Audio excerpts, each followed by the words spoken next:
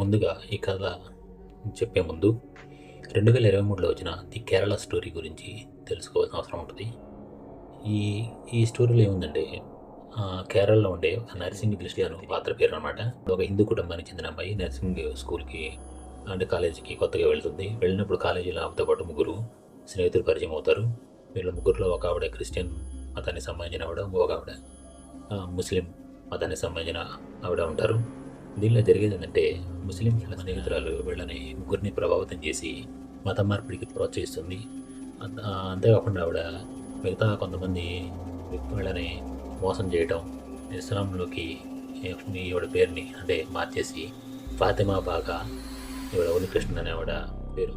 తర్వాత మిగతా ఇద్దరిలో వాళ్ళు వాళ్ళ రూట్లోకి రాకపోతే అంటే ఇది ఏంటంటే లవ్ జిహాద్ అనే టైప్లో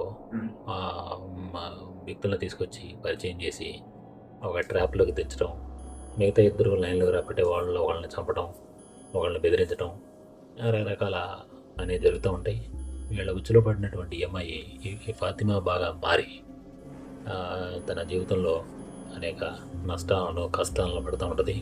తర్వాత పెళ్లి చేసుకుంటానని చెప్పేసి అంతేకాకుండా శారీరకంగా మానసికంగా హింసించడం, ఐసిస్ తీవ్రవాద సంస్థ సిరియాకు బానిసగా పంపించడం అనే దుష్కార్యాలకు పాల్పడతారు.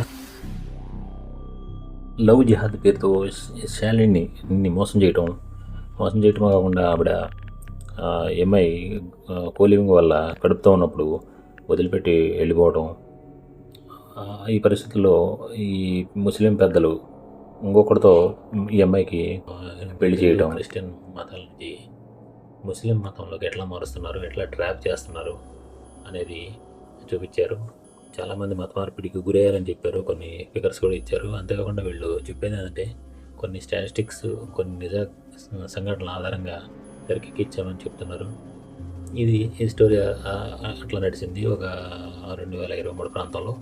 ఇప్పుడు కొత్తగా దానికి సీక్వెల్గా వచ్చే సినిమానే ఇది కేరళ స్టోరీ 2గా వస్తూ ఉంది.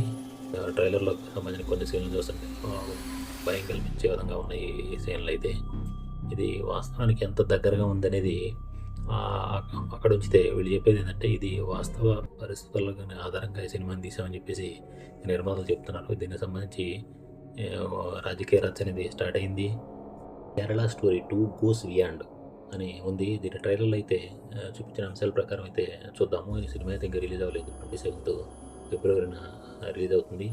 దీనిలో ఏంటంటే మూడు కథలు అనమాట. అంటే ఒక యువతి రాజస్థాన్కి సంబంధించిన ఆవిడ, రెండవ యువతి మధ్యప్రదేశ్కి సంబంధించిన ఆవిడ, మూడవ యువతి కేరళకు సంబంధించిన. ఇప్పుడు మొదటి యువతి ఏంటంటే ముస్లిం వ్యక్తితో ప్రేమలో పడిన తర్వాత సమస్యలు ఎట్లా వస్తాయి అని చెప్పి చూపించారు. ఇంకొక రెండవ యువతి కూడా మధ్యప్రదేశ్, ఈవిడ కూడా మత మార్పిడికి గురయ్యి ఉన్నప్పుడు ఆవిడ ఏ పరిస్థితులను ఫేస్ చేస్తుందని చూపించారు.